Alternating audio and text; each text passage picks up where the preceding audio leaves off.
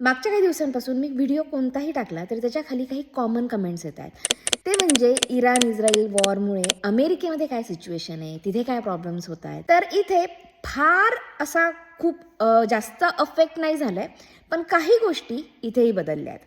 थोडक्यात पेट्रोल आणि डिझेलचे प्राइसेस वाढले. आता तुम्हाला असं वाटत असेल की अमेरिकेचा तर स्वतःचा पेट्रोल आणि डिझेलचा साठा आहे, ऑइलचा साठा आहे, तर इथे पेट्रोल आणि डिझेलचे प्राइसेस का वाढायला हवेत. तर सगळ्यात महत्त्वाचं ना, जगामधलं 20% ऑइल हे एकाच रूटनी जातं, ज्याचं नाव आहे स्ट्रेट ऑफ हॉर्मोज. जर त्या रूटमध्ये काही प्रॉब्लेम झाला तर जगातल्या सगळ्या देशांमधले ऑइल प्राइसेस महाग होतात. तर ऑइल सप्लाय डिस्टर्ब होतो आणि त्याच्यामुळे प्राइसेस वाढतात. आणि ऑइल प्राइसेस वाढले म्हणजे पेट्रोल महाग होणार, डिझेल महाग होणार.